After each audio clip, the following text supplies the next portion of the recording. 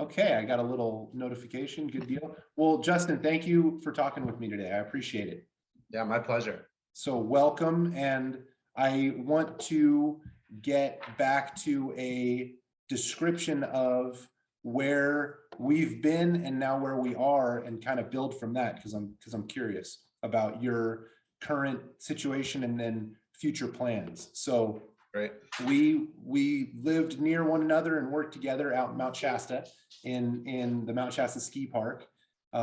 You served as the patrol director or assistant patrol director. You took over after Nick left, right? And were the patrol director, is that correct? Yeah.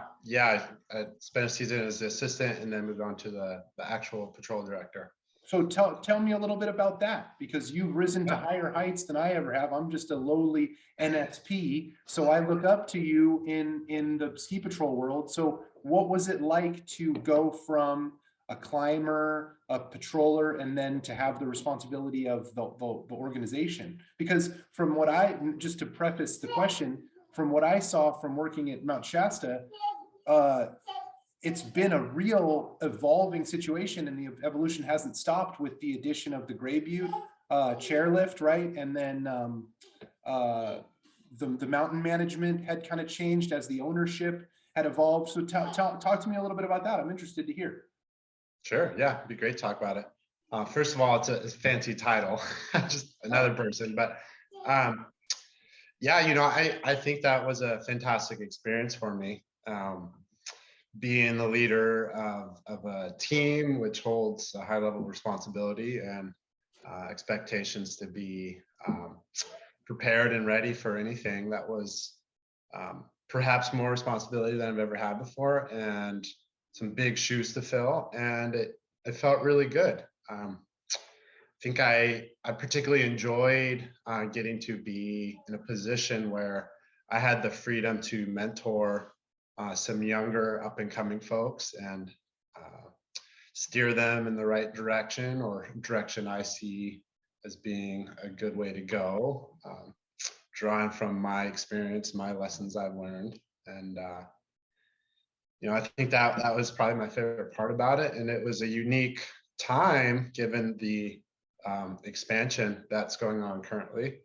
As far as being the director of Ski Patrol, is quite a bit to come up with a operational plan to basically do our thing over there in an effective way. And just the process of getting out and skiing and learning that terrain and naming some of the spots was a real pleasure. There's not a lot of ski resorts that are expanding today. I'm sure there's a few others, but it's kind of there was an age for that, and today we're kind of past that. So it was pretty exciting to be a part of that from ground zero. And I have since stepped back from that position, primarily because of me wanting to be up here in Washington, be a little closer to my employment as a mountain guide. And so I've been keeping tabs on things, and the lift is installed and it's all been tested, and the snow's starting to fall and they're ready to roll. So it's very exciting to initially be a part of that, figuring out the nuts and bolts, getting them in a position where they're ready to go, and to see it working so well for them. It's really exciting. What would you say was the biggest challenge of that role? I think the biggest challenge was managing expectations from upper management and meeting the needs of the team that I was leading. I think particularly given the new general manager that rolled in, I think he's a good guy, and I think he was also kind of learning the role too. But it's an interesting thing. I think leading the ski patrol in and of itself there's a lot to it, but I felt pretty at home there.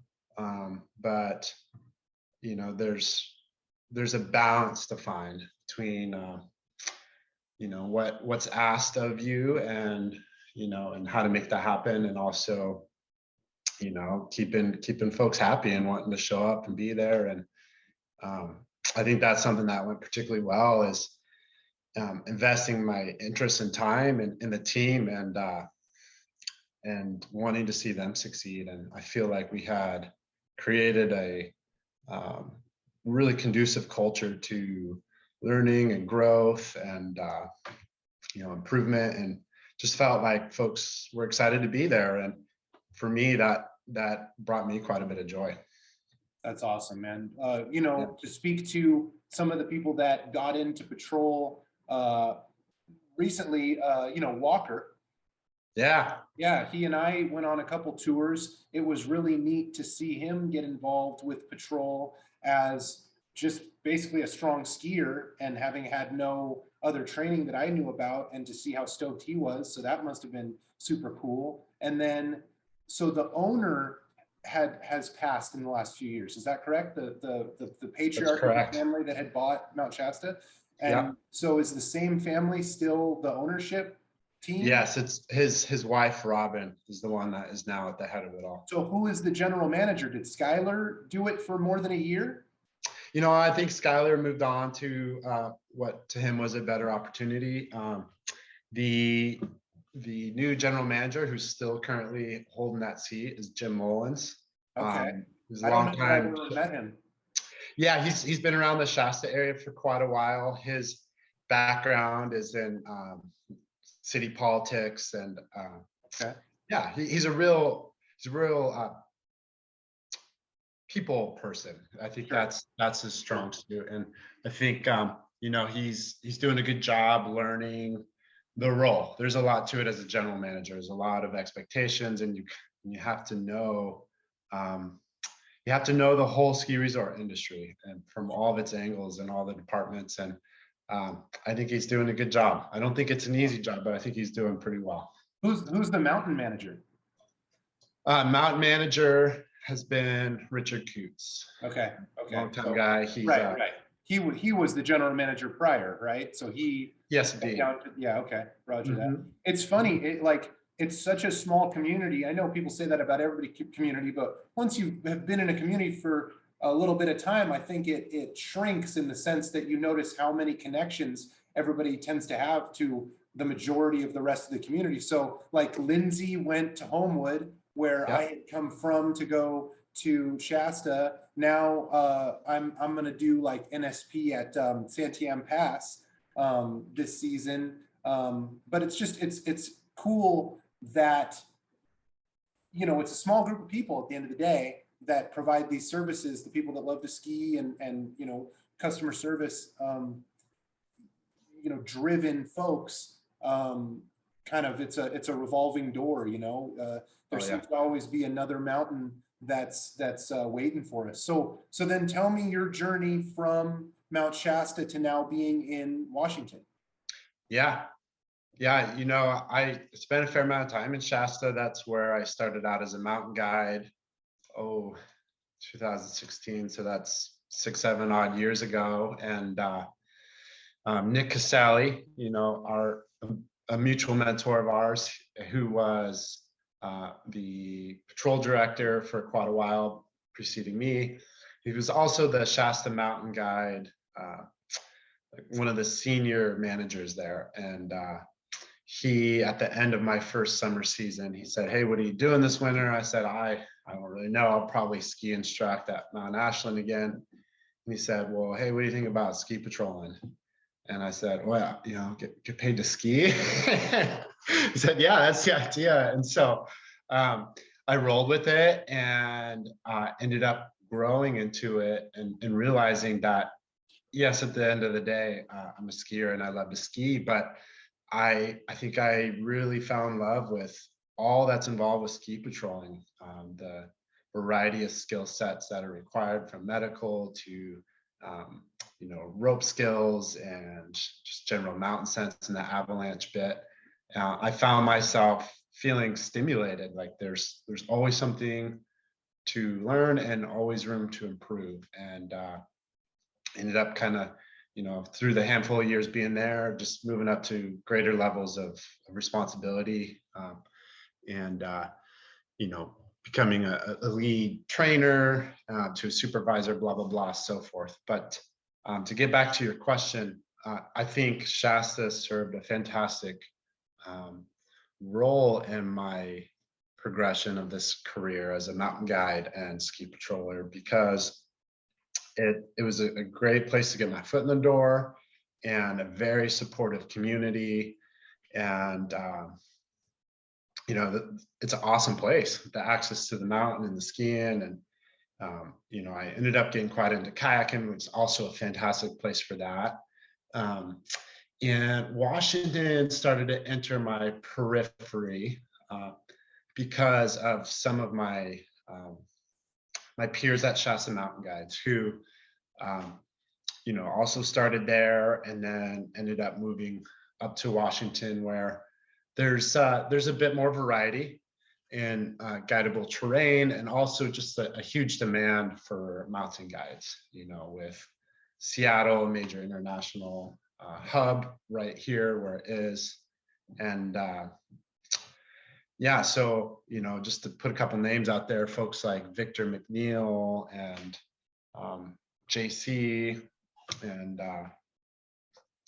Patrick Chu. There's quite a few. I'm sure I'm missing some, but they basically just opened my eyes to an opportunity to move up this way. And so last summer was my first season with the company I currently work for, called Alpine Ascents International. And beyond being located in Washington and the benefits that I just discussed, I'm pretty excited about Alpine Ascents because it's a very well-run company. It's got a reputation as being well managed and having an abundance of resource to put into the guides for continuing education, and hosting in-house CMGA trainings, which this fall I had just done my first CMGA course. We can revisit that if we want. But and I think the tenureship of Alpine is quite impressive.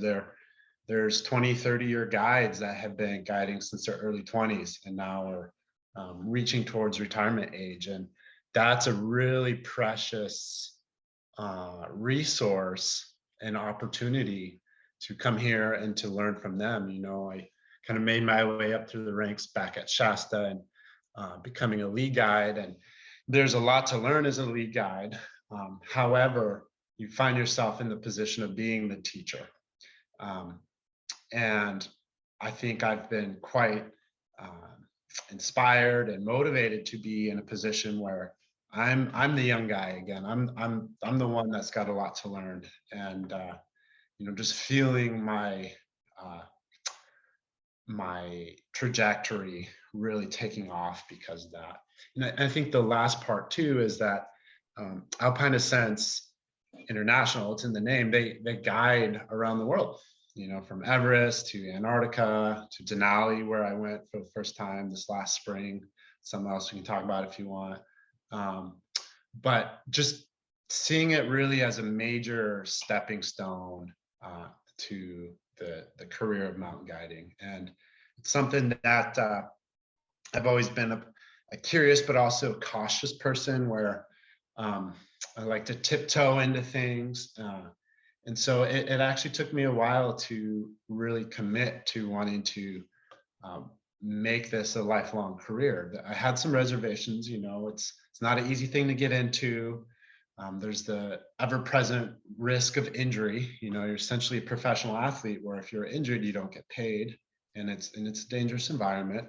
And there's the work-life balance, and question as to whether maybe someday having a family would be realistic. These were all questions I had. And so just kind of slowly observing from other folks that have been around for a while and have made all those things happen, and just realizing that it is a good fit. All these things are possible. It's, I think it's possible to have a family and to be around and present for it. And, I've learned that through good practice, you can mitigate a lot of the risks that are involved in being in these mountainous environments. So that's a long-winded way of saying Alpine Ascents was a major reason why I wanted to be here in Washington. And as far as the decision making around staying here year round, as opposed to going back to Shasta and maintaining that wonderful opportunity to hold the seat as the ski patrol director.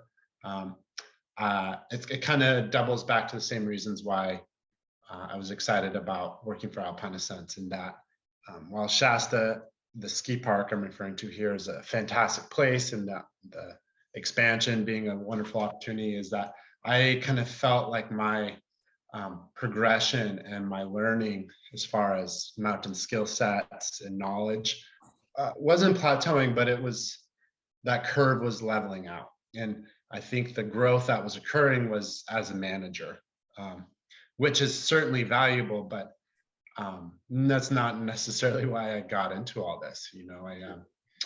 For example, up here at Stephen Pass, there's a lot of avalanche control work that is required. And that's something that wasn't occurring at Mount Shasta, simply because there wasn't a need for it. Right. And so, as a ski guide, the mindset around avalanche and avalanche terrain is, okay, hey, on this day, we think that such and such terrain is likely to slide, so we're going to avoid it. We're not going to take our clients there. And of course, we'll verify the stability of a slope we want to ski before committing to it. But it's a bit of like a avoidance sort of mindset. Sure. And I think one of the reasons why I'm so excited about doing avalanche control work, aside from getting paid around to ski and toss dynamite, which is pretty cool, is that the other side of that mindset coin. Whereas, ski guiding, we're avoiding. The whole point of doing control work is like, hey, we think this slope might slide, so we're going to make it slide by throwing a bomb and having a controlled avalanche, so that way we can open it to the skiing public. And the idea is, by frequently doing these releases of small avalanches, we can avoid ever having a major buildup where we have a large avalanche, which could potentially ruin structures at the resort and such. And for me, I think I'll probably continue doing the ski patrolling thing for quite a while, but at some point I think I might transition out of it. Something that's been really appealing to me is forecasting for highway transportation, because still you're skiing every day, you're forecasting, you're paying attention to the weather. But something that separates that from being a public forecaster, such as one that works for the Forest Service, is that DOT forecasters, Department of Transportation forecasters, are still doing this control work. They're still starting avalanches. And so as a curious person who's fascinated by snow science and avalanches, it's pretty cool opportunity to be like, I think this will slide. Let's find out if it will. And the value in learning that's gained from this new lens is seeing it from a new direction. So again, that's a long way of saying all that's here in Washington for me. Yeah, no, that's fascinating. I have a totally disparate analogy that makes sense to me, and that is I love to play role-playing games. I'm a video gamer, and the flavor of role-playing games that I prefer are called ARPGs, where there's also JRPGs and so forth. A being action. So a lot of them are kind of a power fantasy. So you're a barbarian, or you're a rogue, or you're a paladin, or what have you, right? And long story short, the way that this makes a lot of sense to me in representing what you're describing is, in those games, for them to be engaging, they have to be challenging, where you feel like there's a struggle, but not so challenging that the character dies 10 times in a short period of time. Right. And so you're progressing, you're working your way through the enemies, and then you'll get a piece of loot, or you'll upgrade your character in such a way that now you're just coasting through them. You're kicking butt. You're just, mowing through enemies. But at a certain point, there has to be a ratcheting up of the level of difficulty. You have to go to a new area. You have to fight a boss or something, or that seesaw between difficulty and ease doesn't continue to move and generate dynamism. And so it's like saying, if you find yourself, you're the smartest person in the room, you're probably in the wrong room. Yeah, you know? exactly. And so Exactly. I that think makes a lot of sense. you hit it on the head there, Devin. And that doubles back to our conversation a few years ago that we had when we were discussing the concept of flow state, right? And just to reiterate, that's the idea that it's a state of mind in which we are so absorbed in what we're doing that we experience we experience this interesting perception shift where time is either accelerated or greatly slowed down, Right. and we don't have space for like a busy mind, Right. for example, worrying or Right. um, thinking the future or the past. It's just completely in the moment, Right. and these sort of activities um, that like a musician or an athlete or through conversation that someone might experience ends up feeling very fulfilling. And so, again, to go back to your analogy of being the smartest person in the room, I'm not saying I was the smartest person in the room, but it's nice to be in a room where it's clear that I'm not the smartest person. Right. And, Well, to your point where you were in the role of being the teacher and being expected to be the doler out of the one true narrative and wisdom, it's probably a great feeling to have had that opportunity and have people that are new to ski patrolling and be able to mentor them, as you have said. But now you get to tap these people that have 20, 30 seasons in this whole new area. So no, I hear what you're saying. yeah, yeah, exactly. And I think maybe, at some point in this progression, I might find myself back to being that person. And I think there's going to be a new challenge, which is finding the wisdom and the ability to stay in that growth zone. But for now, it's pretty plain that there's a lot to learn. So I'm like right back in that growth zone or that state of mind that I'm seeking. That's a beautiful concept. I like, good on you. That's an admirable goal. Because like, one thought I had when you were speaking to the transition from Shasta to Washington that I didn't understand until you kind of spoke to it is, in Shasta, really Mount Shasta is the only game in town if you're going to be a mountain guide, huh? You're not going to take people up like the Eddies. It's going to be Shasta. So Right. now that you're in the central Washington, southern Washington, what part of Washington? Yeah. So I'm in Leavenworth, which is essentially central Washington. It's basically like, you look at Washington, you look at Oregon, and you have the Cascades that run north and south. Right. And just like Bend, where you're at, I'm on the rain shadow. You're on the desert side of the Cascade Crest, huh? Yeah, That's beautiful, right? totally. For me, it's that sweet spot, because we're getting a lot of rain being this far north, which means snow in the mountains. But being on the rain shadow here, like I'm looking outside the window and it's sunshine. So it's kind of a sweet little spot. Don't tell too many people about it, but well, yeah. I was just interviewing with Clark County AMR, looking at paramedic opportunities, and we're considering moving to Washington, honestly, because the only transportation EMS agency in Bend is the fire department, and so I need to get my structural firefighter academy certification. So I'm working through that. But Washington seems like a great place. No income state tax. That's nice.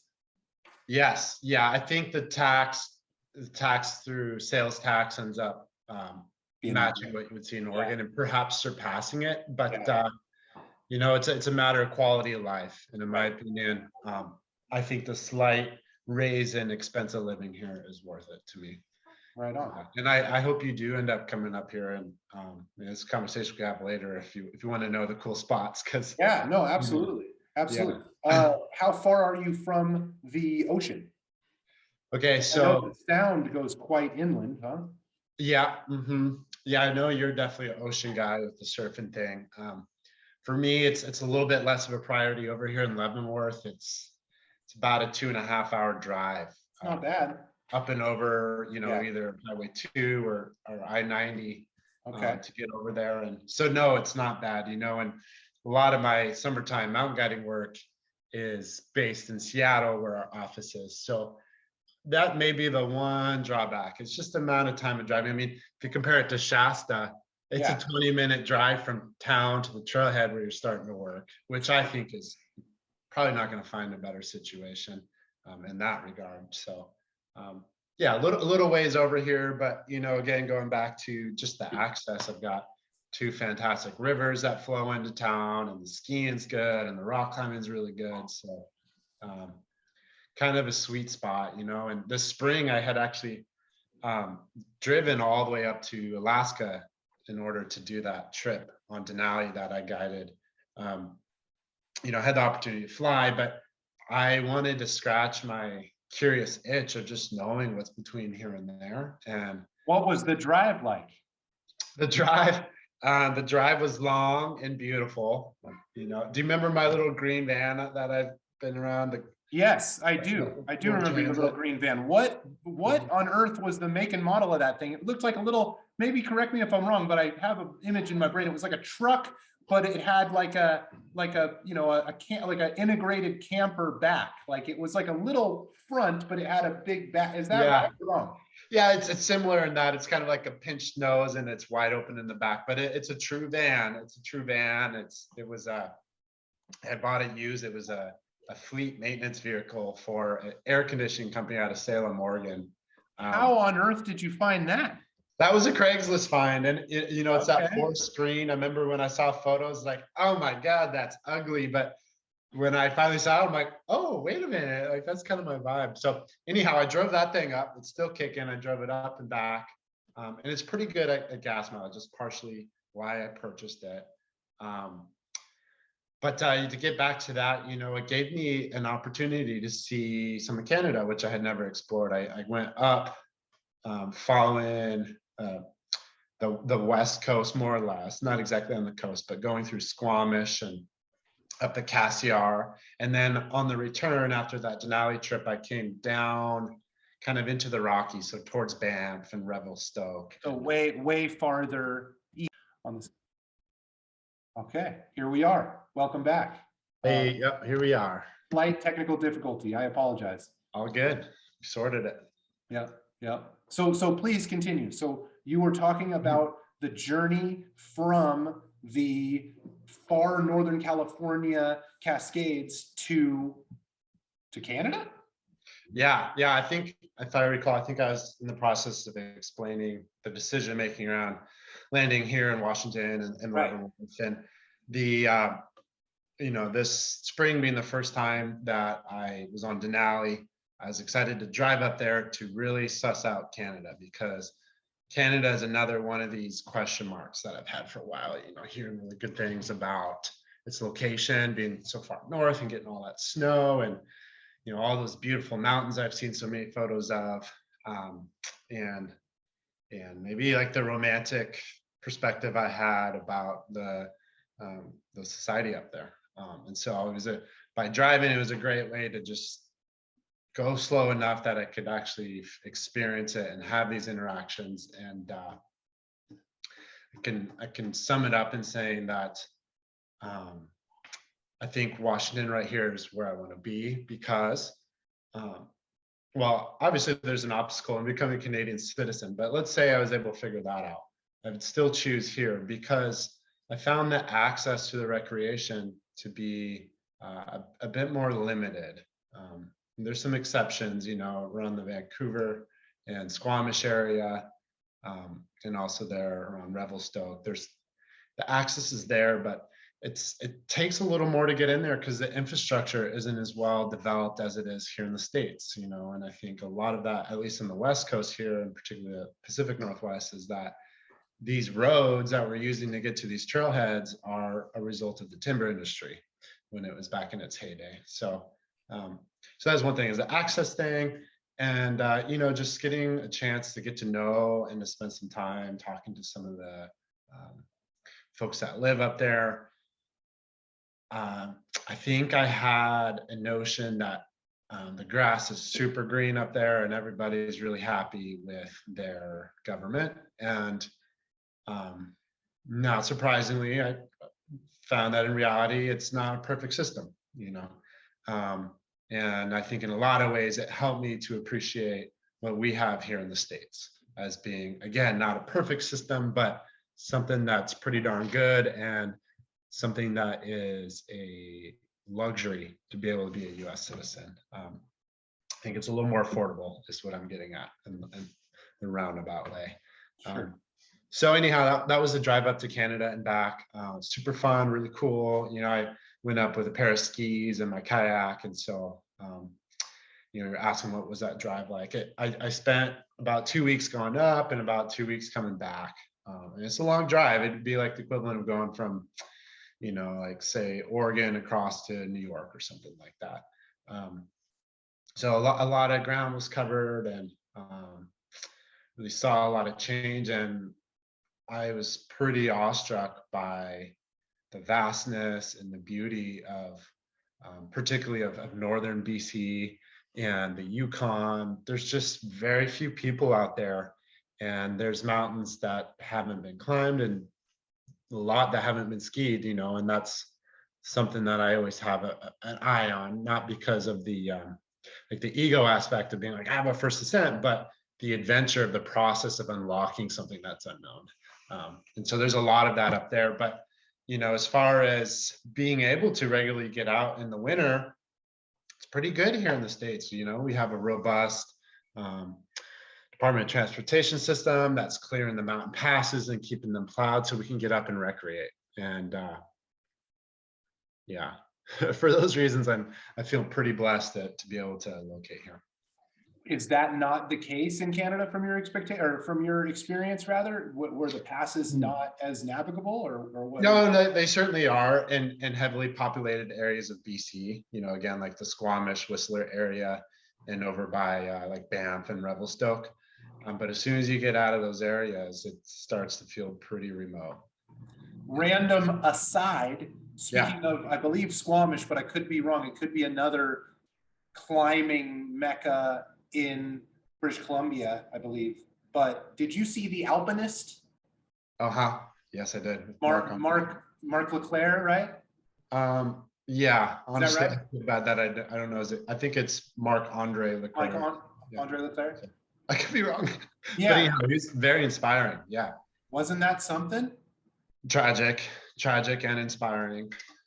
Yeah, I say there's an honor and a romance, and please don't take this the wrong way, anybody watching this or you, Justin, because obviously there are few things, if any, that are more tragic than a suicide. So please don't get it twisted. But to finish my thought, there is a certain romance and honor to a person going out on their shield, so to speak, doing the thing that they've given their life to, that I think is lost in a safety-based culture.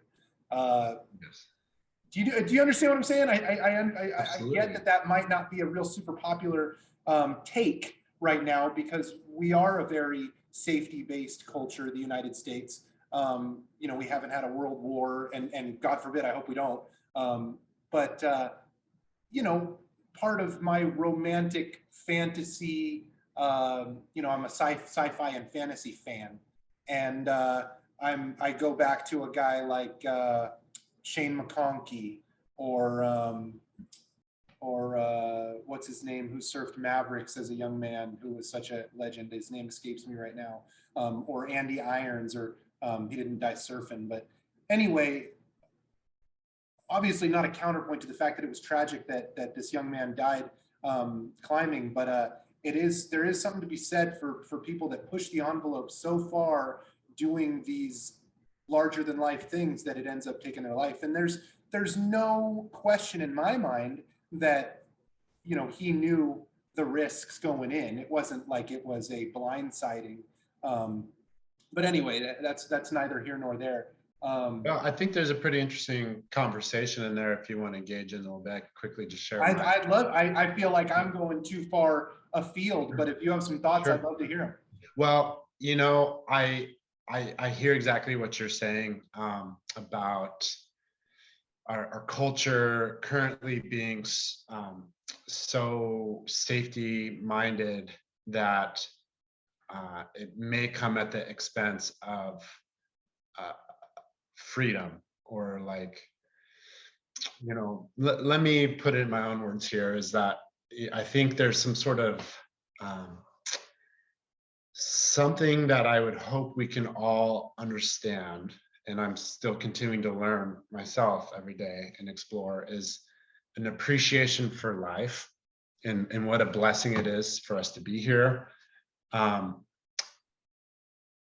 Yet, in order to fully uh, to rise to the occasion of this opportunity to be here, we have to let go to some degree. Like in that, I think we all at our baseline have a fear of death. That's what I'm alluding to here. And I think that in order to truly appreciate life and recognize its fleeting nature, and that like the only thing we know is that we're going to die, we just don't know when, is that we have to let go of that fear of death and really explore unknowns.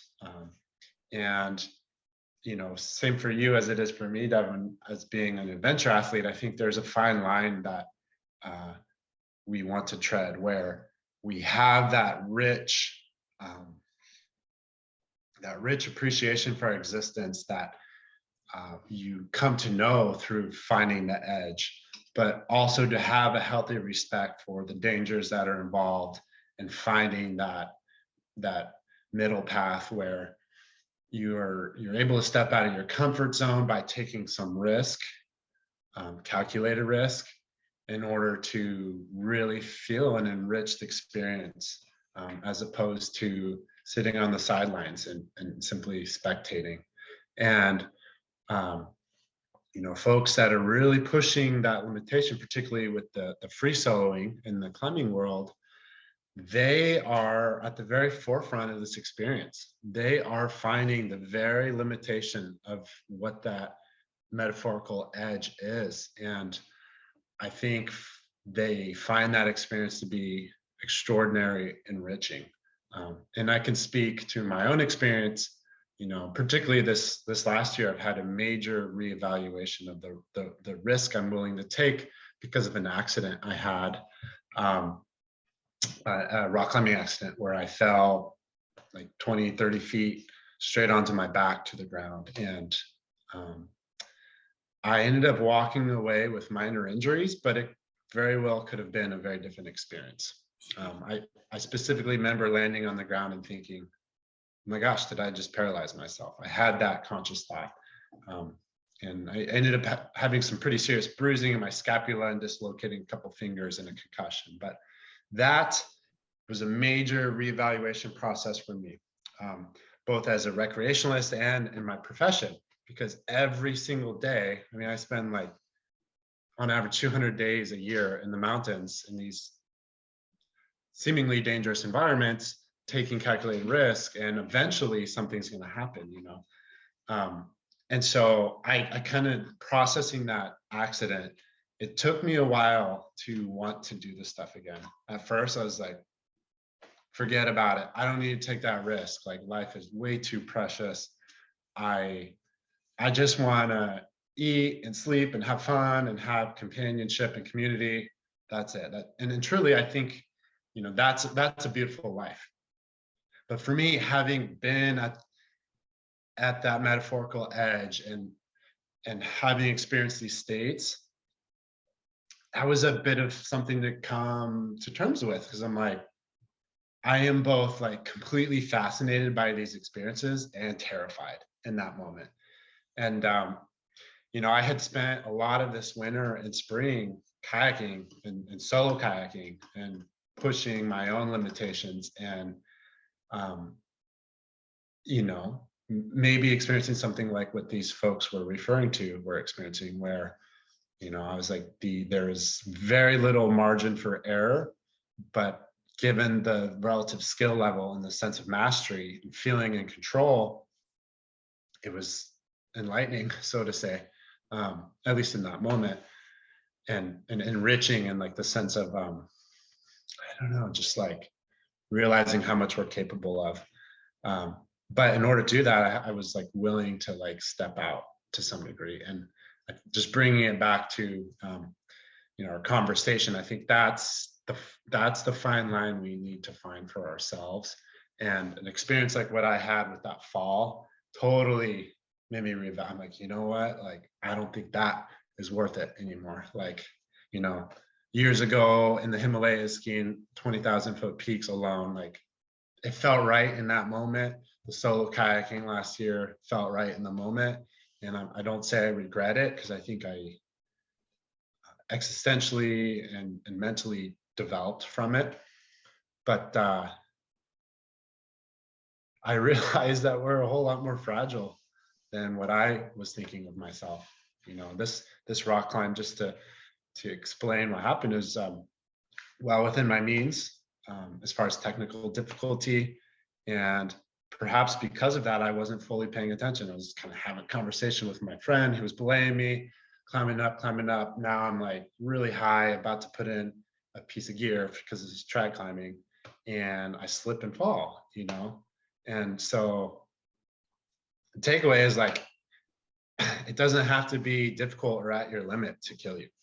And But now you had somebody belaying you and you were above your protection, but how did you get to the ground? so yes, I was on a rope, and it was through a belay device, but because I had not gotten the first piece of protection in, I was effectively unroped. Oh, Yes, yes. But you know, some takeaways there is that, again, um, the irony is that when you're pushing yourself at your perceived limit, you are like, it's back to that flow state thing. You're totally there. You're 100% present. And, you know, on something that really doesn't require all your faculties to make it possible, maybe you're so underwhelmed that you're not paying enough attention, like in my case there. And that's actually a common term in the mountaineering community, is death by easy terrain. You know, you slip and fall on the walk home because you were just climbing this gnarly stuff, and now you're just walking down this mellow, dry glacier, and you weren't paying attention. You tripped and fell and slid into the crevasse, you know, something like that. But so that was personal experience, but that's just to relate it to your conversation about our society and a fear of death. And again, you know, people probably will have opinions hearing this, but the takeaway is that the point is to have a rich appreciation for life. And in order to get there, you have to let go of your fear of living to some degree and take what is calculated and intelligent risks. You know, because you never know. You know, back when I was living in Southern Oregon, my roommate at the time is a base jumper. And he kind of helped to teach me this, is that, you know, life is fleeting. And so every time I spoke with him, those were potent moments, because I was acutely aware, like, this might be the last time I ever speak to him, you know. And happy to say he's around and totally well and thriving, but just given the nature of that activity and how much risk is involved, it brought me to this realization, which applies to talking to your gal this evening. You never know what's going to happen, you know. And so where's that balance of like being like present in the moment and cherishing everyone like it's your last, but not being like frantic and losing sight of a bigger picture and plotting an appropriate course there. I think there's an ebbing and flowing of our attention from, you know, the ideal of being able to be completely present in a moment, and also to step back and to assess where you're at and make sure you're on track in the direction you're trying to go. And, you know, so this is a major thing that I've been working on, and just learning lessons along the way. And it's really fun for me to share and explore and hear other perspectives on it. I love that. I have so many thoughts. I pulled up a quote, and then I have another quote that's popping in my head, and then I have like a way of speaking to it, because I just think that we're touching on something really really fantastic in its breadth, because I think we're talking to psychology, we're talking to philosophy, because, you know, you can talk about thoughts that you have, but if you want to get really deep, you start talking about the way that you think, right? That result in the product of thoughts. But I want to say this and then get back to what I mean by you know, philosophy and psychology being brought to bear on the idea of being in the moment and so forth. But Churchill was such a badass. I don't know if you've heard this quote, but I think it's beautiful. And that is, it is not the critic who counts, not the man or woman who points out how the strong man or woman stumbles, or where the doer of deeds could have done them better.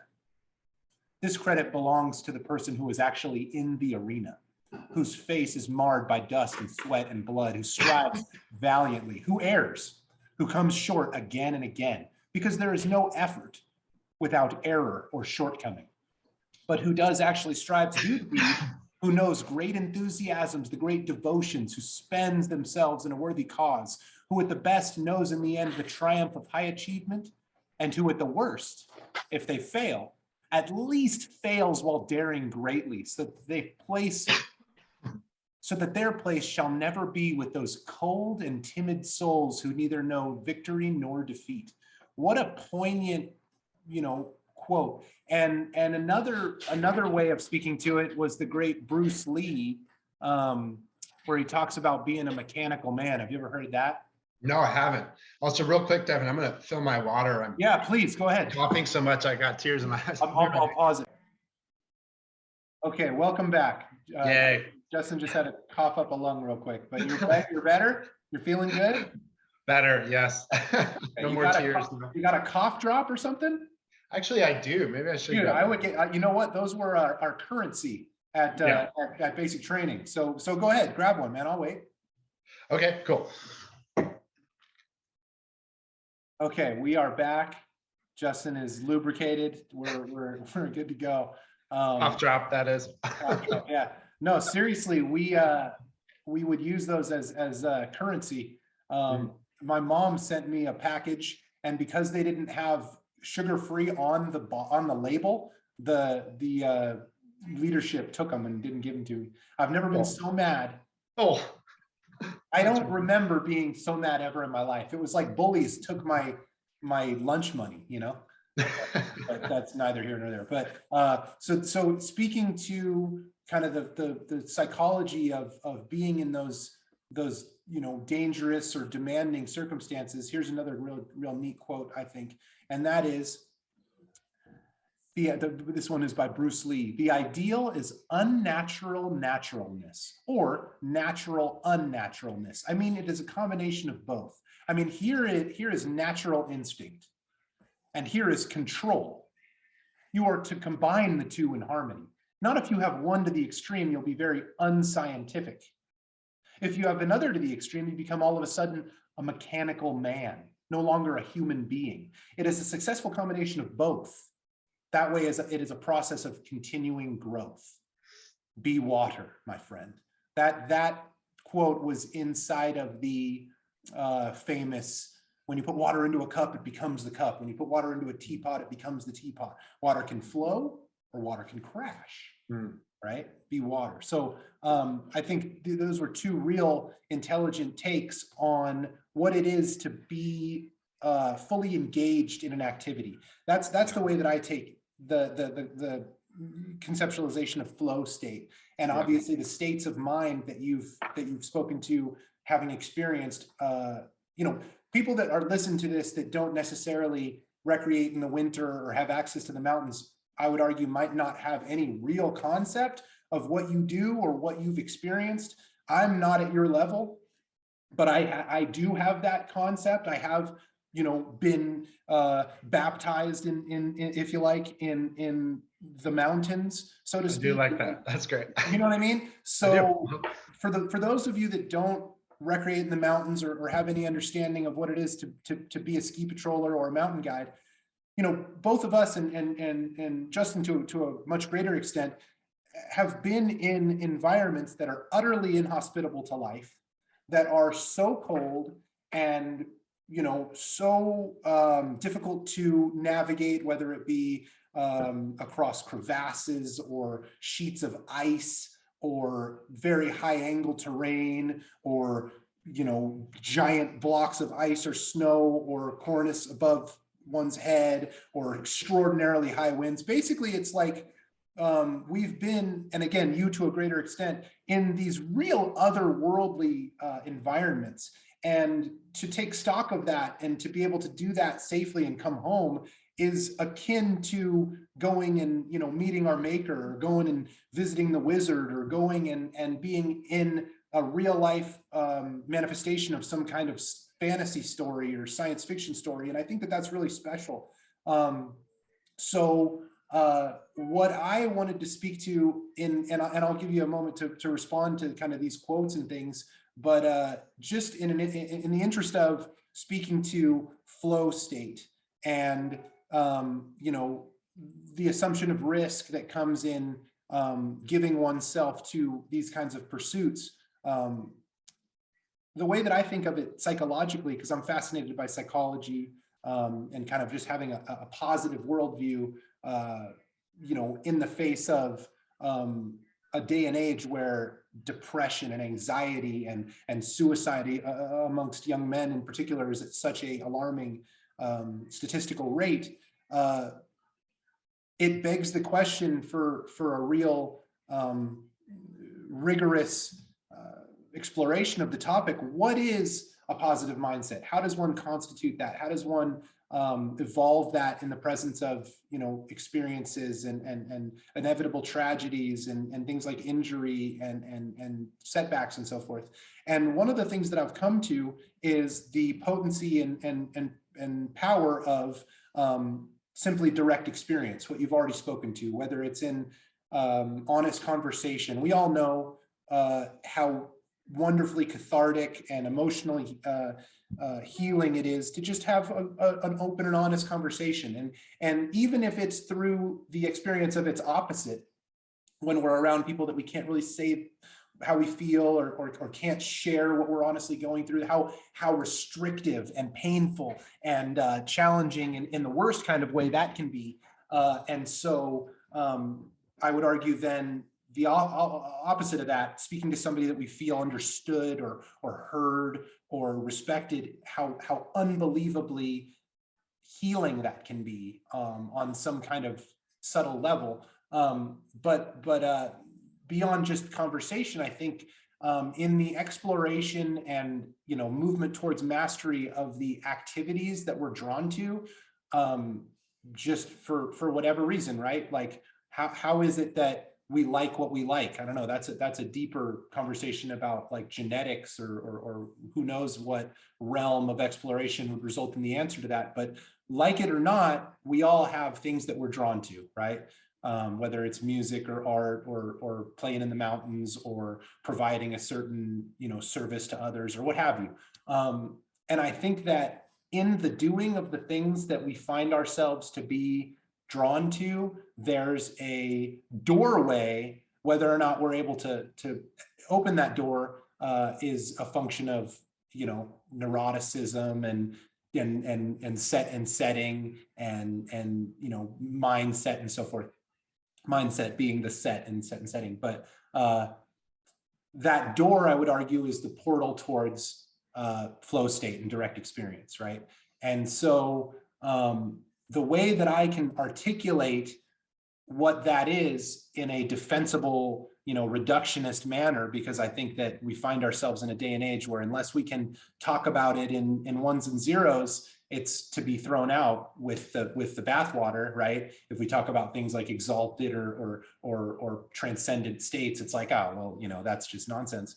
But what I would argue is the defensible description of the psychology around being in that mental state that I think it's almost impossible to not be in when you talk about being on like Rainier or something. And again, for somebody that doesn't know what we're talking about, I think that gets lost in translation. But what I would say is we all, as thinking human beings, have the capacity to represent the world around us, right? And I think that that's something that we need to do because the amount of information coming into our senses is so quantum beyond what we can process at any one time that we need to filter stuff out, right? So we have this kind of working like simulation inside of our ability to experience our life, right? So that is to say, you know, you have a representation of me that what I'm producing in terms of my auditory signals is being filtered through and vice versa, right? and so on and so forth. We all have these this representation of the world around us, right? I find that when I'm consumed by an activity that I'm drawn to, that simulation tends to go out the window, so to speak, and I find myself engaged in direct experience, play, if you like. And I think that that is that line, to use your earlier metaphor of being right on the edge of, you know, not knowing what's going to happen, right on the edge of danger, right on the edge of you know, the greatest degree of development. I think it's called like the zone of proximal development, but I don't want to use that too much because I don't really understand that nomenclature. But anyway, all I'm saying is it's an unbelievably therapeutic sensation from my experience to be involved in an activity wholly with my emotional self, my cognitive reasoning self, and then kind of my spiritual self. If I'm going to break down the self into 3 zones, I find those to be good representations. And that's where I learn the most, the quickest. That's where I'm having the most fun. And that's where I'm getting out of myself. And that's where stuff like time starts to, you know, morph my perception of time. So anyway, I find it fascinating that you spoke to flow state and growth as 2 of your biggest motivators, like on the macro level, not as like, I want to go do my hobby to escape from the 9 to 5. You've presented this stuff that I'm kind of talking all over the place, but I'm trying to conceptualize it in a fair way. I'm following you, man. Yeah. You feel me? And so I think that that's really, really a powerful lighthouse. If you're going to say, I've had this experience of flowing and having things work well for me and growing effectively, rapidly, and being potent in my manifestation of my own skill set and my ability to help others and be a leader and be a student at the same time and so forth. You've noticed these positive manifestations of yourself in environments, and so you've allowed that, it sounds like, to continue that meta real recognition of those times in your life to be a guide. And I think that that's really powerful. And I'm having a bit of frustration in I feel like my inability to articulate it quite well enough, but I just think that that's fascinating, because it is very much like a hero's journey. It is hard to define, right? It is kind of a constant step into the unknown where, you know, somebody who's worked the same job for 30 years and been in a cubicle and inside of a very structured environment might not have that experience. You're constantly willing to put yourself in that, like we had talked about online, that white belt mentality of I'm going to go purposefully to a sacred space. I'm going to allow the powers that be that have been molded and grown from this sacred space for years to interact with me. And I'm going to bring myself into that space knowingly and humbly. And then I'm going to go through that kind of, that, you know, evolution, that, you know, alchemical transfiguration or whatever, that change that I'm only going to experience as I let go of my thinking mind. I let go of that abstract representation of the situation and just jump in head first, not unknowingly, not willy-nilly, not haphazardly, but humbly and through kind of a submission to the like higher order level of the power of things that are going on. Like I'll shut up because I've been droning on, but I just kind of want to bookend it with this. Like, I think that there's a real, I know that there's a real deep tradition in things like the martial arts, surfing culture. I would argue in mountaineering and mountain climbing, but you could speak to it more justifiably than I can, of respect, of knowing that the environment that we're going into, whether it's a jujitsu gym or a point break or, a loaded slope, in the high alpine, that this place is bigger and better and more powerful and consisting, with more constituent elements that are brought together to make this whole than myself. And so through the understanding of that fact, I'm able to enter into this thing with a clear conscience, with some sort of honor that comes from the submission to that. And I don't know, I think that there's some sort of analogy to the way that you're describing your journey of like, I'm just going to keep going to where that bigger thing to humble myself to, that's going to allow me to rise to the next level is. And that seems to be drawing you forward. And I just think that that's a really powerful thing. And that brings us back to, and then I'll shut up, that Winston Churchill quote about, it's to those of you that put yourself in the arena, so to speak, that goes the honor and the respect and the opportunity to know great,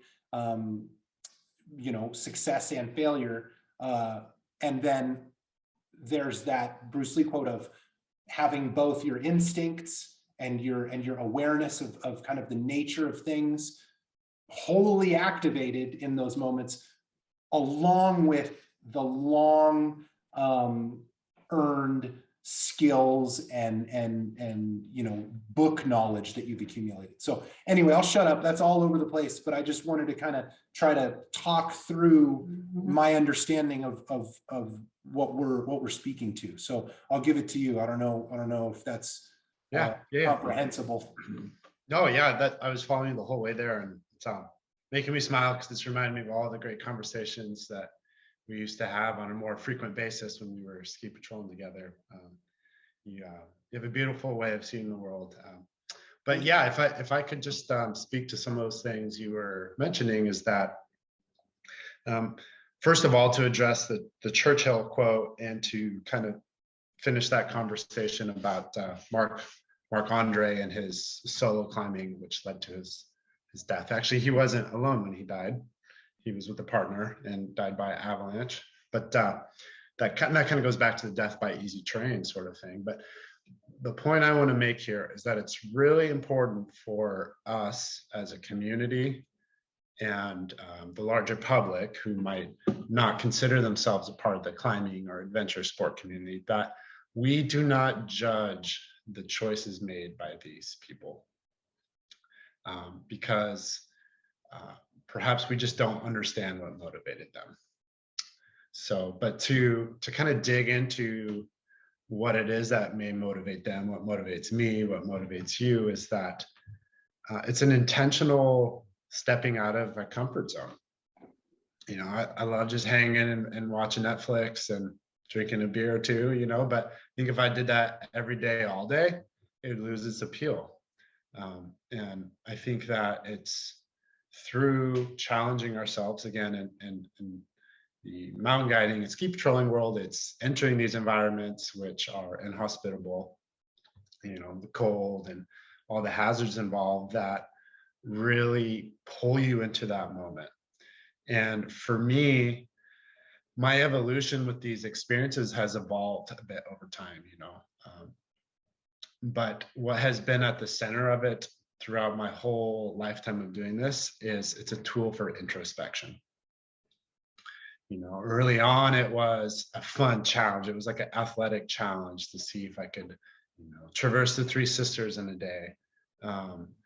And in that process, I ended up finding it to be an active medicine, in that, I was in these really beautiful environments which were inspiring me, filling me with endorphins through all this movement.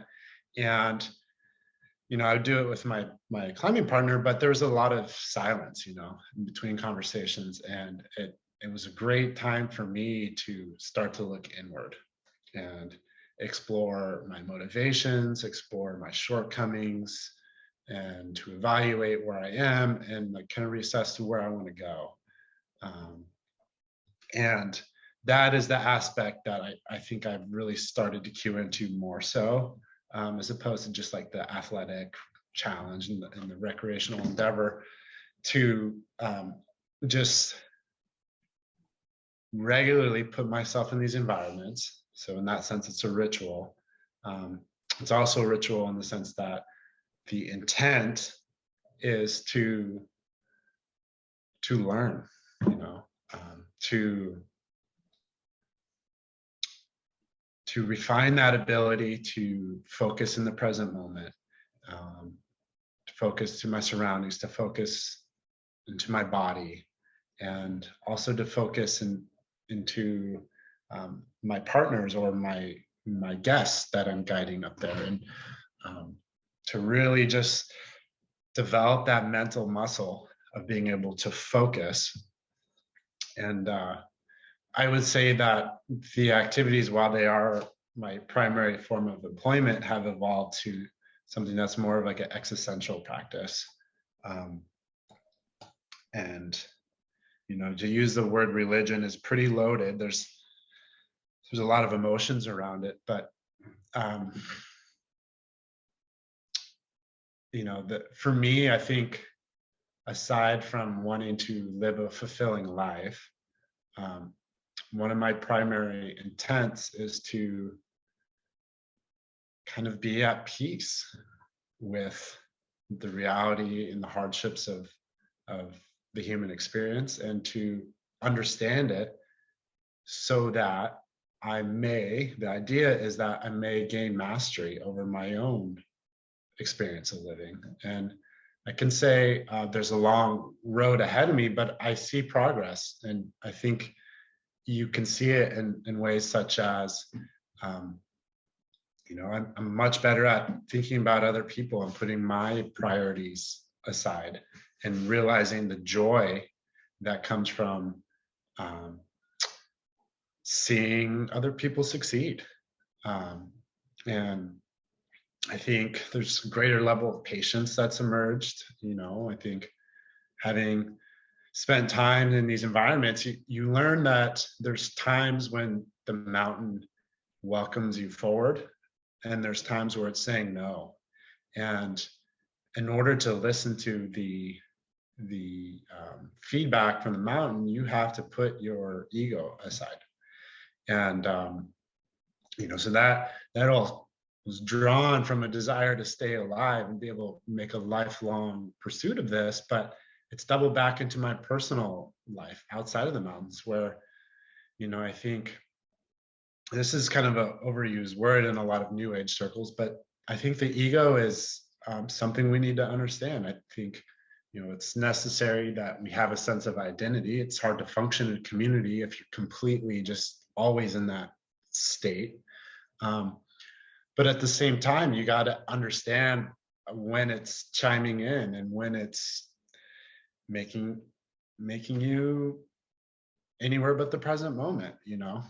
And so that's, I think, of where a lot of this humility has been emerging from. And I'm sure it sounds very humble for me to talk about how humble I am, but you know, I think it's patience and the humility and the awareness of my thoughts and my emotions. I think I've been able to make ground in these directions because of the regular practice, and that's the whole point of, you know, stepping into the arena, as Churchill is saying. And yeah, ultimately the idea is to be like water, like Bruce Lee is saying, is to learn how to go with the flow and to just let go and to trust yourself. Right. Trust yourself to know that, like, hey, my intent in this, you know, this conversation right here is to be open and to listen and to not really worry about what I say, because I trust that it's coming from an authentic place. And the funny irony is that, like, you're just like a musician who's playing, if that musician's thinking to him or herself, like, does this sound good? Like, they're not in the moment. They just have to let go and like trust their training, and allow that like beautiful piece of creation to like channel through them. So yeah, that's my take on these adventure sport activities. And to bring it back home, I think it's really important that for folks who may not directly understand this, it's important not to judge those who make those choices as them being reckless. And to also say that this isn't the only way. You don't have to be doing these things to experience these enriching states. And it could be conversation, it could be developing your capacity as a creative artist, or a musician, or even like a really good chess game or a good book. I think it's important for us to realize that there are many avenues to understanding ourselves at a higher level and creating a meaningful life. And for me, that is something that I wish for everyone, is that, like, yeah, life is hard at times. And I think in my mind, a solution is to create a life in which you pursue these things that bring meaning to you. And it's something that I don't know completely firsthand, but I think parenting is another great example of that. Is like having something that means a lot to you, that you focus very intently on, and you see it grow and develop. And I'd hope that if somebody listening to this finds themselves feeling like they're looking for some direction, is just to ask themselves, like, what is something you've always wanted to do but you haven't put the time, or had the courage to step out of your comfort zone to explore. So yeah, I think it's important for us to be able to relate what we do to the greater population. We're all in it together, experiencing the highs and lows of existence. And Devin, to your point, like, the last few years have been pretty hard for a lot of people. And I can say that while I was also challenged just like everyone else, I just kept doing what I love. And I'm not saying everything's better now. Like, we're still dealing with some of the aftermath of what happened, and maybe another spike this winter. But it's just to say that I think it's important to find things that ground us, that bring meaning to our existence, and it can be many different things. Yeah, I agree wholeheartedly. Like, I've heard a quote that I really like that I think is fair to bring to bear, and that is the simple fact that we're all going to die should be enough to make us all love each other. And I've thought about that, and I think that there's a couple different ways to approach the existential problem of life, right? To call it a problem, because we find ourselves all in this video game, and hopefully, unless a person really struggles with some kind of psychological situation in which they don't do this, we're all the main character of our own story, right? And I think that there's a couple different ways, and again, there are ways to feel that way, right? If a person, has a negative self-image, maybe they, don't feel like they're good enough to be the main character of their own story. If a person has self-destructive behavior patterns, they have reason to, maybe they don't have reason, but they have a propensity to denigrate themselves. Those are things to really not feel ashamed for, but rather take stock of and get help, because I think that one of the foundational psychological principles towards a healthy worldview is to be the main character of one's own story. I think that that's absolutely indispensable to be able to have a healthy outlook on life, right? We have to start with taking stock of where we find ourselves and moving forward. But I think that there's a couple different ways to recoil from the existential position of being here and now. And the end point is all the same. We're all going to die. There's no getting around it. There's no getting out of this alive. We can be deluded to the point of not talking about it, or living as if dying is an aberration and a deviation from the norm, as I think we often do when an unfortunate event happens where a person goes, too early. But the reality of the fact is we're all going. We're all on a one-way trip.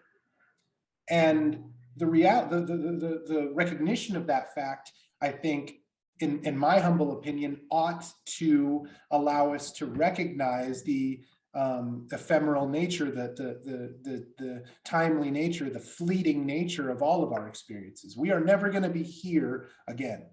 And I think that there is a positive way to react to that. I'm getting to go on this ride, right? I'm going to go take this roller coaster ride. Now, I think the way to functionally have a positive outlook on that is to remove the quote unquote self from the experience of that roller coaster ride. Like the religious or the spiritual or the, I don't know what other groups one could ascribe to this worldview, but if I say something like, I'm gonna go take this ride, the ride doesn't encapsulate me as an essence, as a character, as a soul, if you like, right? We have built into the English language this dichotomy between me and something like my body, right? It's a possession of the me. The I is wholly separate from myself, you see, because it's a possession of the my.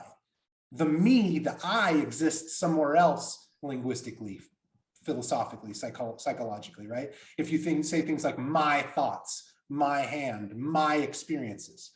Well, wait, aren't like in a way that I am me, aren't you exactly and nothing more than your experiences? Well, no, we have this kind of recognition in our language that I am the one that is going through the experiences, but I'm also observing them. I'm also somehow separate from the body going through it, right?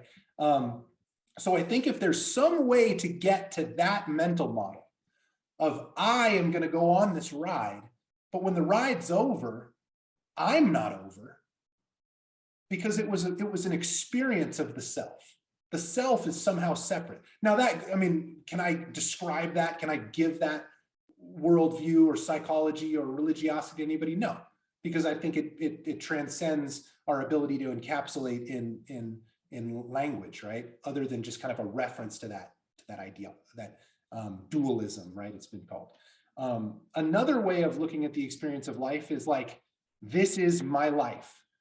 And when it's over, I'm over. And that's all there is. That is to say, I'm inside this video game. And if you turn the video game off, or if I die in my experience of the video game, all that it is that I am will cease to exist. That's scary, right? Because what's scarier than the unknown, right? Like I'll swim in a river, and if I could see the bottom of the river, it's whatever. But the moment that river gets another foot deep and I can't see the bottom, I'm seeing every manner of ocean beast and sea monster ready to eat me. It's a river, it's 8 feet deep, right? But my brain will immediately create entities in the unknown darkness that are specifically characterized by my thinking self to be terrifying. And I've had that experience, and I've watched myself experience that. And there's an endorphin rush and an adrenaline rush and a existential heroism from going through it. But at the end of the day, it was all kind of created by myself anyway. So it's kind of this weird thing, right? It's like not only am I not over when the roller coaster occurred, I made the roller coaster. Like, do you know what I mean? So anyway, I see those two different worldviews, and I would argue I see there to be a much greater upside to that separation of like one's essence, one's self, one's feelings of self-worth, one's self-respect, one's relationship to, transcendent concepts like love and purpose and meaning and honor and righteousness that are devoid of the need for grounding in one's day-to-day experiences, but are instead these lighthouses, these northern stars of things to aspire to, things to take inspiration from, things that exist outside of the roller coaster, outside of the video game. And I have recognized in my own journey, through having had terribly negative worldviews at times and concepts of myself, and then by virtue of those things, you know, inhabiting me, if you like, negative behavior patterns, that as soon as I could take what it is that is sacred to myself, like my internal dialogue, my like observer, the self that is the I, that is not here and now in this, in like the material world, not to get too woo woo, but like the part of me that exists outside of the concept of myself. Once I learned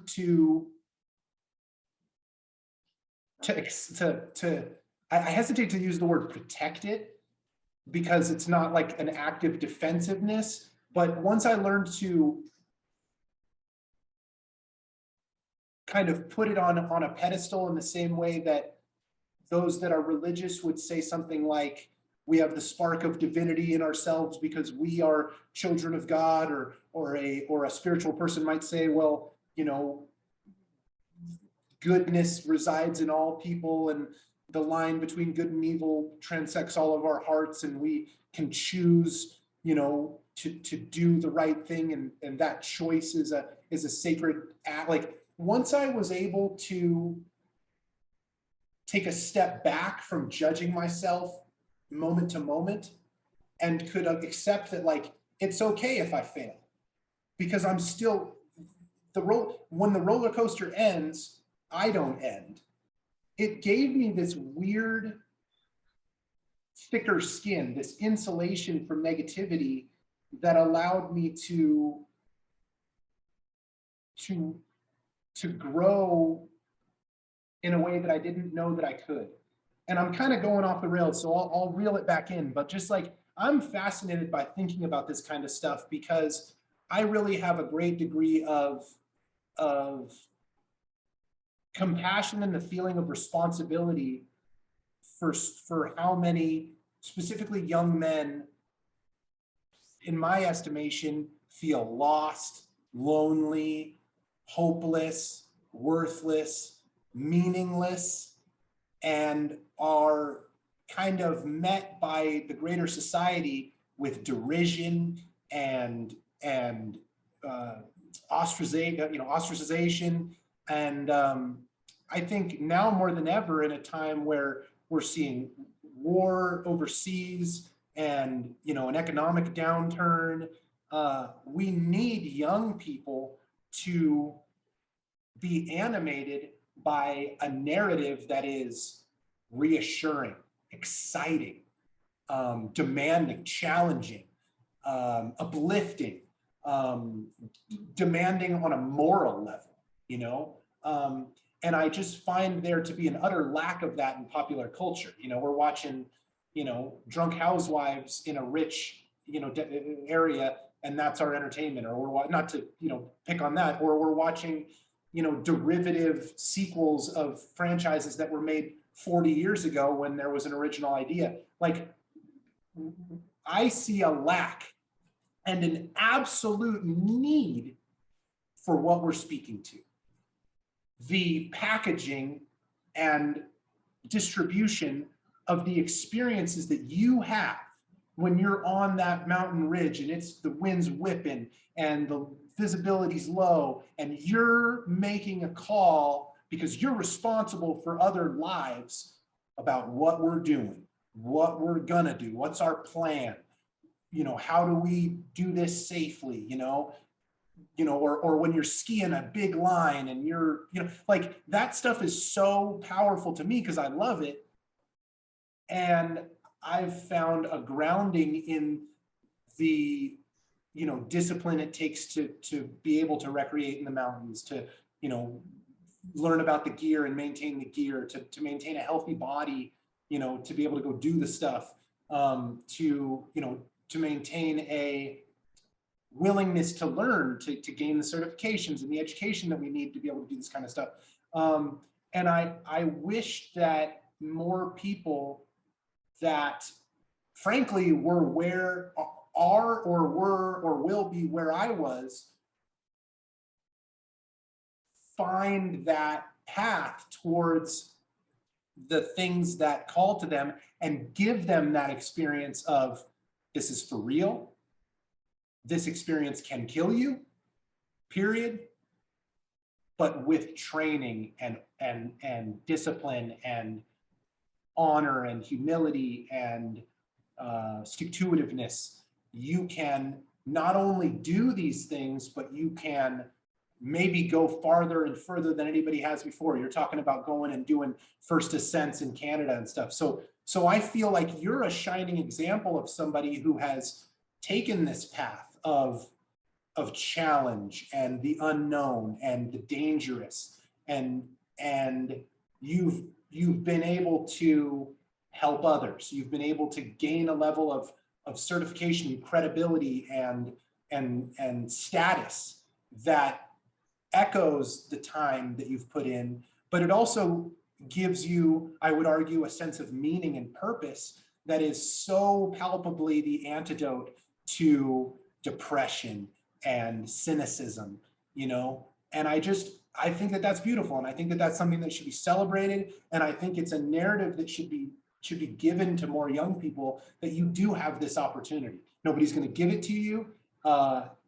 Nobody's going to do your push-ups for you, you know, so to speak, but there is the opportunity to get out of the, you know, advertised bubble that we find ourselves in you know, the major cities of the United States right now, just to speak to what I've, you know, grown up on, that can heal one's soul, that like brings us to these conversations of, you know, the transcendent and the soul and religiosity and I just think that that's so beautiful, and I appreciate you having this conversation with me. And I'm all over the place, and I apologize for just kind of. No. Yeah, I'm following the thread. It's there for sure. I love where you know what I mean. And so I continue to be animated by the desire to tell the good news, so to speak. Like I'll stop my rant with this thought. I think it's very in vogue to be secular or atheist nowadays. And I was born and raised in the Silicon Valley, in the San Francisco Bay Area. You know, one would be hard pressed to find a more secular place in the world, right? But I also went to Catholic school. So I had mass every Friday, and I've been introduced to the tenets of a religious practice, you know. I would tell anybody that the ocean in Santa Cruz and the mountains in Tahoe and Mount Shasta and the Cascades now are the temples of my practice of the religiosity in my life, for reasons that you're obviously familiar with. And I just see a real trapdoor, a real shortcoming in the hyper-rational, reductionist worldview that comes from an atheist philosophy, where it can lead to, and I spoke about this offline, but I'll say this and then I'll shut up, to either a depressive, cynical, frustrated worldview. You know, the church is evil, it's all pedophiles, the big business is ruining the earth, and politics are all corrupt, and material, you know, this just hopeless, angry, cynical worldview. And fair enough, right? It's understandable how people result in that way of thinking, but it doesn't make anything better to reside in that angry, hateful place. It's like, sure, act that out. It makes everything worse. You know, what are you going to do? Just rail against humanity and you know what I mean? Or it can result in, again, just this atheist, reductionist, materialist place in a, okay, fuck it then. I'm just going to go for me. You know, I'm going to be a billionaire. I'm going to lie, cheat, and steal my way to the riches, you know, that are my, you know, promised land, you know, and that can be just a vain, narcissistic, self-serving, Machiavellian way of conducting oneself.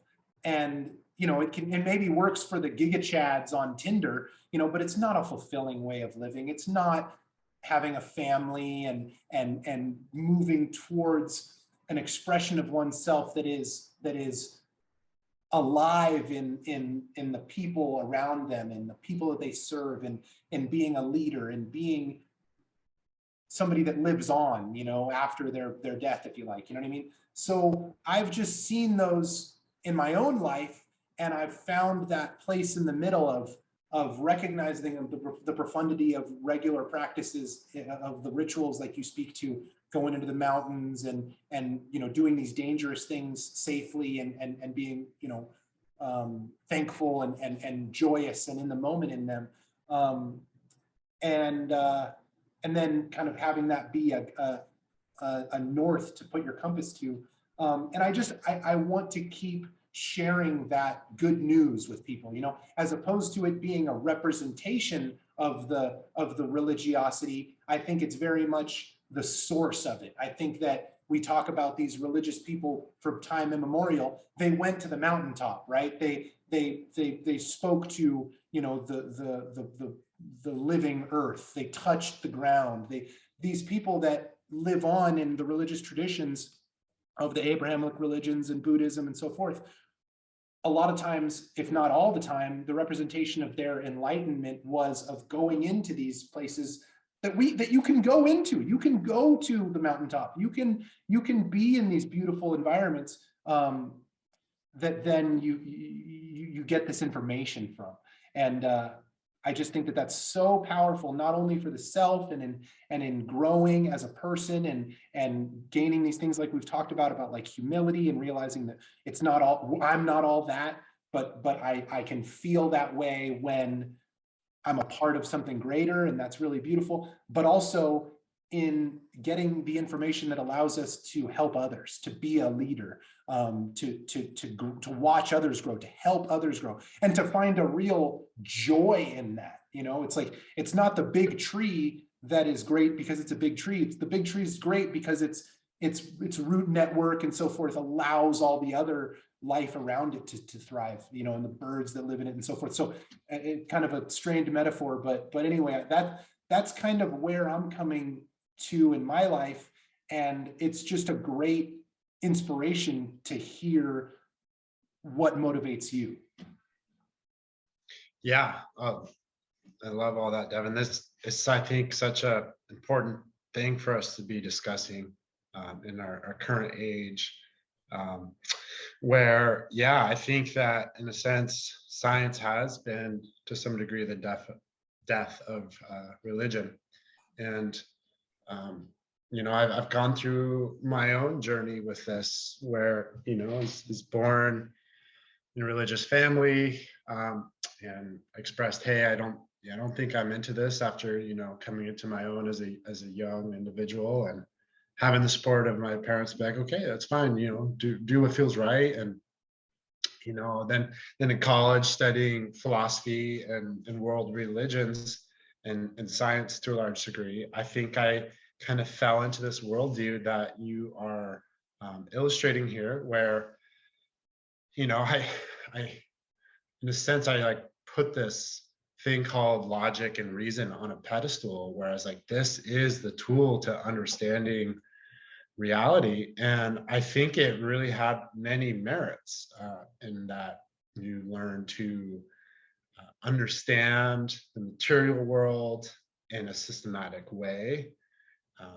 And I think it's a tool for communication, and tool for like reading through when somebody's feeding you a bunch of bullshit.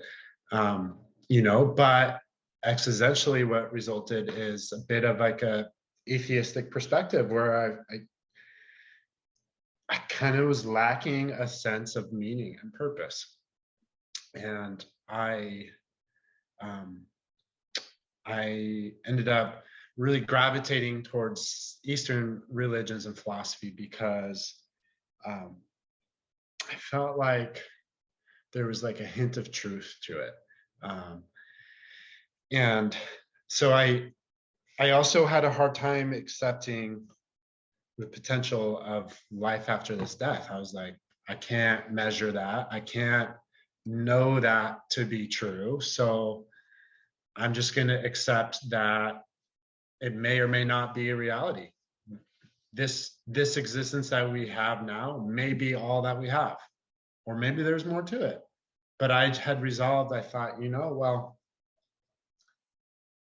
whether or not there's more going on than what's here, I'm resolving to live my best life now. And if there were something after this, then I'm already aligning myself in that direction. And I think to get back to what you're saying, and out of my own experience, I think that religion serves some very important functions for us as human beings.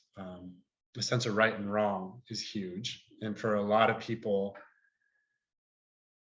as I see it, a lot of folks need a consequence to motivate, so perhaps that is a heaven and hell, or a karmic recycle of being reborn as a human again. Or you look at law. People usually follow the law because they don't want the consequences, rather than it being right in and of themselves. So, but perhaps the bigger thing, and this is what you're alluding to, I believe here, Devin, is that it forms a sense of community, and a sense of we're in this togetherness, and a sense of belonging, a sense of place, and therefore a sense of purpose. And by removing that, it leaves a void slate. And that's where the nihilism comes in. And I'm not advocating for religion. I have my own perspective, and I don't need to share that. But what I will say is that for those who choose to find a different path, I urge those folks to question the necessity of having a sense of belonging, a community, a sense of purpose, something to look forward to, and a reason to think about something more than just yourself. And so, again, whether it's a more traditional spiritual path, or a just follow in that flow state, the psychology approach, I think it's important that we take the initiative to make of this lifetime what we want. We all have constraints. We have limitations of resource and various levels of health, but it's important to realize what we do have control of. And what we do have control of is how we choose to play our cards that we're dealt, and working towards that positive mindset, as you've been alluding to. And I think something that's been really interesting in my journey of exploring this conversation is, I alluded to gravitating towards Eastern approaches, in particular Buddhism really resonated with me. Again, I was hung up on the idea of karma and rebirth, but what I did see was a very functional tool of a framework of understanding our existence. And the long story short is that, again, all that we know for sure is that we're going to die, and that there are highs and lows. There are challenges that we face, and those are the cards that we're dealt. And what we do have control of is the way that we perceive and respond to scenarios. So, this idea that thoughts and emotions that relate to envy or anger or jealousy or regret, these are all things that pull you from the present moment.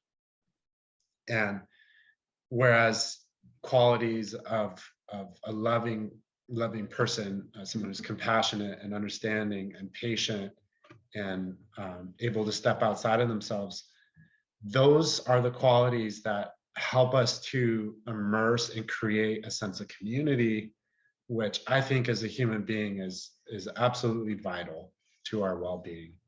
And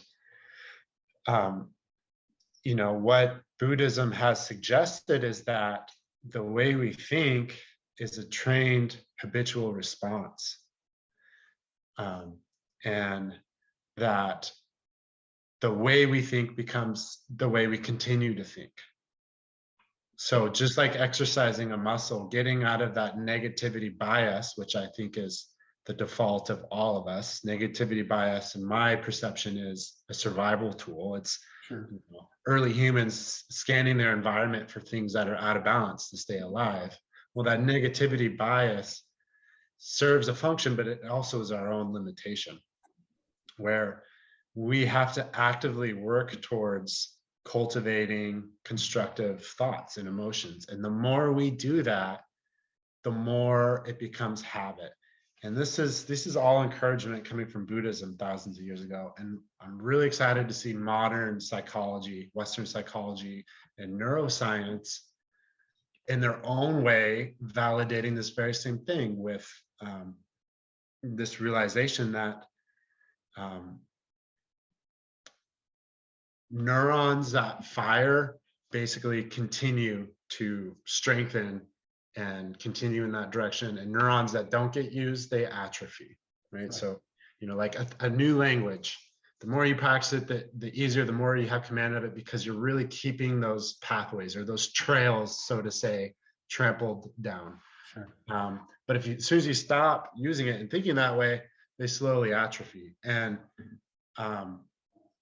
modern neuroscience is validated what the Buddhists have suggested, that the way we think becomes pattern, the way we feel becomes pattern. And while we all are challenged by circumstances, it's how we choose to respond that brings us closer in alignment where we want to go, or more down that path of self-pity and suffering.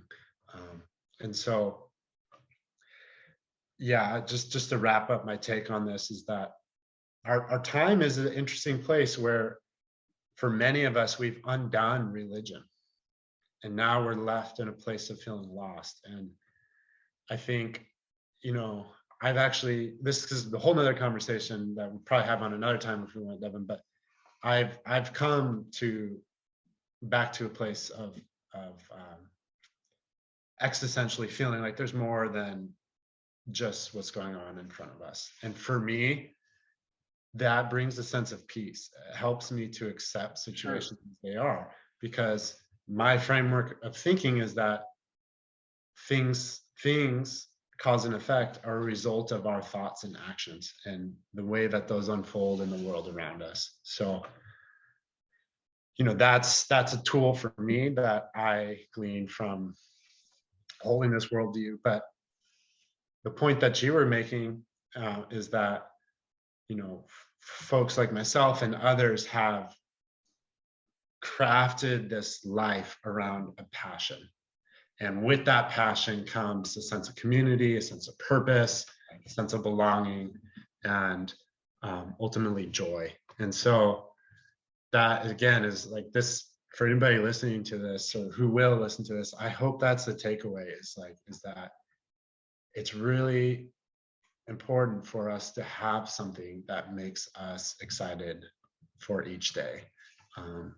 And with that, ideally forms a sense of community of others who are either on that same path or maybe further along and have something to teach you.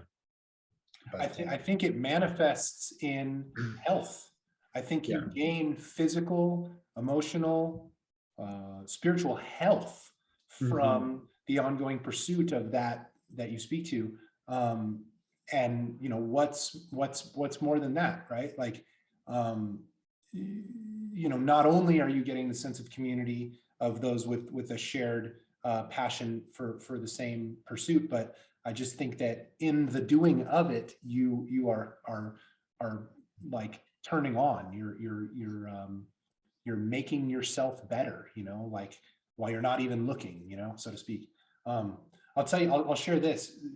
One of the biggest breakthroughs for me to get past my neurotic mind, because I was one of those classic, like, overeducated and under I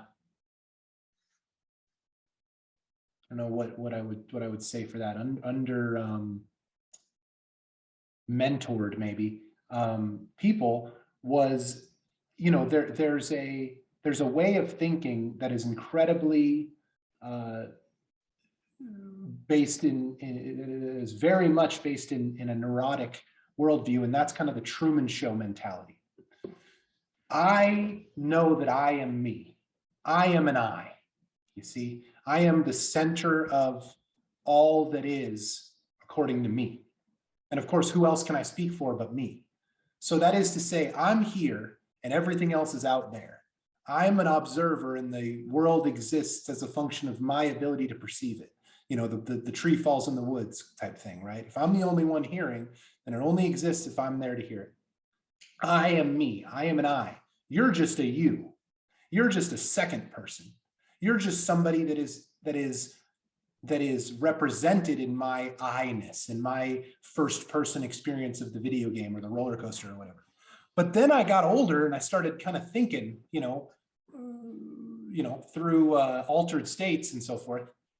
And I realized, no, that's not right.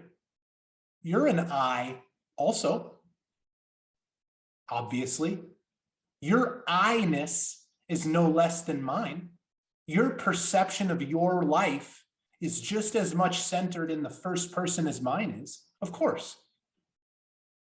Well, that's a conundrum, if you really want to grapple with it psychologically, that there are no yous. There are only I's. We are all I's. Well, that's a real problem if somebody's going to be self-serving and narcissistic, because the next person is just as much a center of the self as oneself. That's a heavy thing to grapple with if you're really going to undo it and try to integrate that into one's worldview. And that is to say that every single person is just as sanctified a center of the universe as oneself. Once I started trying to grapple with that, it gave me this just joy at whenever I can just be open with people. Like I'm a weird personality type in that I'm very open. Like, have you ever done the big five personality traits? Oh yeah, ENP sort of thing. Yeah. Yeah, right. Yeah. So I'm very open, right? Like I love just flowing and talking and so forth. But I'm also fairly introverted. I'm not very much extroverted. In a big crowd of people, I'll probably just hang out and talk to one person, right? So I've found that I can kind of undo myself by just flowing, and then somebody's like, oh gee, it's like, oh fuck, like, I overshared or something. So, but I love connecting to that other person's I-ness. That's that whole namaste. That's the whole, we're all like, I think the recognition of that brings me back to the understanding of part of the religiosity worldview of we're all in this together. We're all selves. And there's a real peace that comes from that, because to speak to your point where you had mentioned something along the lines of it allowed you to kind of trust the universe when you carry an intention or a thought out and just kind of let it roll, is on the one hand, if a person is only convinced of their own self's identity and can't veritably prove anybody else's, everybody else is a you and I'm an I and I'm the only I, then there's a real distrust potentially of things to work out beyond like Newtonian physics. Either it's all a big machine and it's deterministic, or whatever I do, who knows how it's going to affect, myself in the future, whether, beyond just a mechanistic, cause and effect. But if I say everything, it's a larger step to say everything. But certainly all other people and maybe all other highly conscious animals are a self, are a thinking, discerning, capable of critical thought self. And I like pantheism. I like the idea that all self-organizing systems are a self. Like that tends to challenge me in a real positive way. It's like, what if the whole thing is a conscious organism, right? What if we're part of a super organism? We're just cells of a super self, but that's neither here nor there. But if I just take the cognitive leap to say we are all eyes, seats of discerning consciousness, then if I interact honestly and truthfully, beyond my conniving, manipulative, Machiavellian, ego, if I can just be lost in the passion of experiencing an act, then that echoes across all the other eyes. And then the whole system changes. I mean, however small the perturbation, it's all rippling in some kind of concert, Yes. And that to me is a much more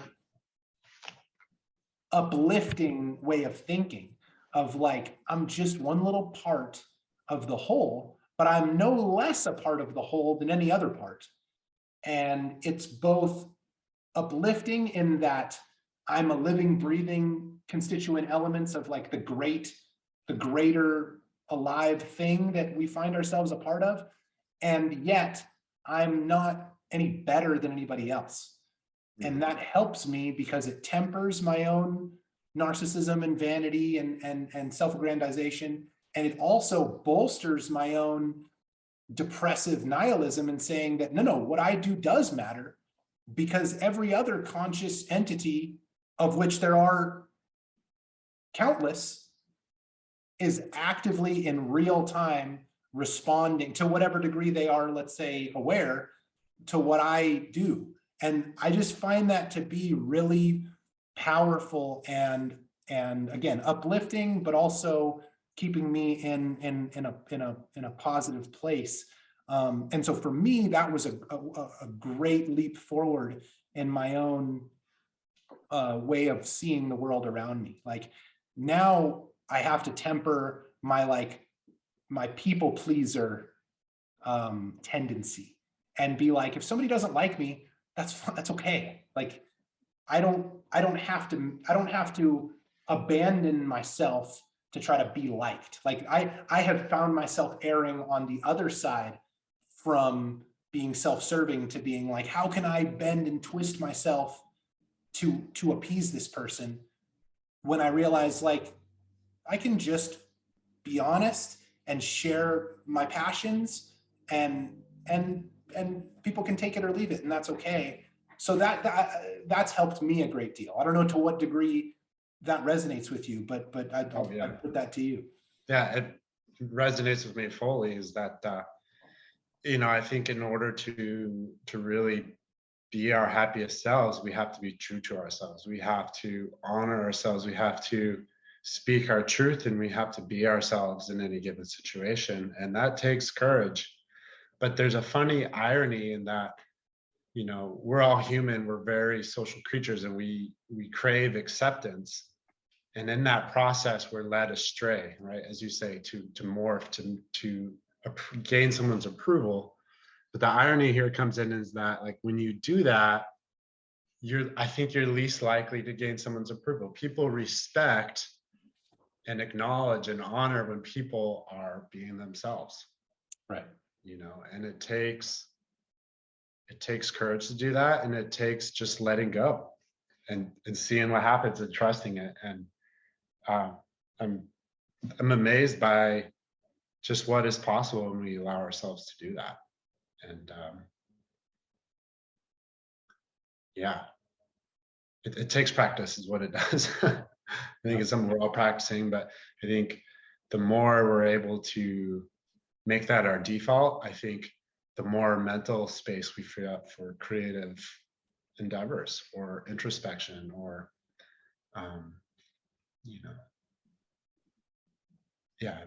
energy and mental capacity is a finite resource. And I think it's wise that we pay attention to where we locate it and recognize when there's sinks in the system. And I think being caught up in how others perceive you is a sink in that whole process. It's like it's an outcome sort of outlook, as opposed to just really focusing on the process and trusting that it will take you where you need to go. Right. I feel that. But just showing up, putting the work in. I'm terribly guilty of erring on the side of just overthinking stuff and building activities up to be just unbelievably insurmountable in my brain, and then either pulling the plug before I even try, or, you know, not putting my best foot forward. And I think that there's a real value to cultivating whatever mindset one needs to just say, it's Tuesday morning and I'm going to practice, or I'm going to work out, or I'm doing the work, you know, and that speaks to me. I got a question for you. Do you Sure. do sauna? Do sauna? I don't sauna, but I take a lot of baths and Epsom salt with, with Yeah. lavender. Okay. I'm a Okay. tall guy and I finally have a bathtub big enough to fit me. So Nice. that's my therapy. Yeah. I am addicted to the sauna. There's Uh-huh. a swim and fitness club in town, and they have a sauna, and I find it to be a great jumpstart for me when I'm like I can sit here and talk philosophy and psychology all day as if I'm Mr. Enlightened, but the reason I've been able to cultivate these thought patterns is because I've struggled with it so much, you know, frankly. And I've found sauna to be an unbelievably potent way of getting from zero to, okay, let's get after it. What's on the docket? What do I gotta tackle? What work can I get done? Where can I put my energy that is going to get me incrementally closer to my goals? From a place of, oh, I'm broken down. I feel like shit. I'm beat up. I got too much stuff on my mind. Blah blah blah blah blah. So I'm a big proponent of sauna for that reason, and I think it's wonderful for health and well-being. So I was curious if you did that. It's funny how we can start talking about things that are very material and matter of fact and so forth, and we tend to evolve, I hesitate to say devolve, into philosophy and psychology and talking about religion. For whatever reason, our circuit goes there, huh? When we speak. Yeah.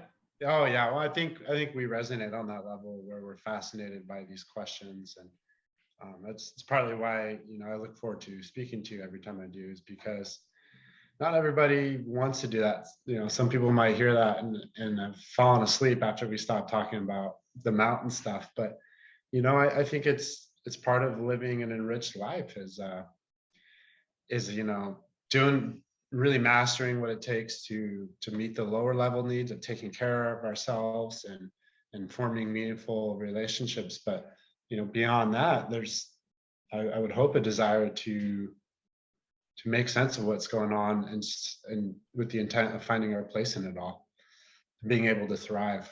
I'll buy that. I think that's a good place to end. I couldn't say Cool. it better myself. Great. You know, I'm going to go do the sauna, to be honest with you. Awesome. I might go for another walk. Nice little Cool. mental reset. You know, it is always a pleasure to speak to you, Justin, and I look up to you, and, you know, best of luck in all your endeavors. And, you know, hopefully we could get together and get a ski in, you know, I'd love that. I'm going to keep skiing down here, and yeah, man, keep me apprised of, you know, the developments in your life, and you know, stay safe, and yeah, man, much love, and I appreciate you talking with me. Thanks, Devin. It's been a pleasure. It always is. And you know, you and your gal are welcome up here anytime. Got a spare room for you guys, and I know you guys like to ski, so we'll get out there. Well, I appreciate it. Thanks, Yeah. brother. All right. Cheers, man.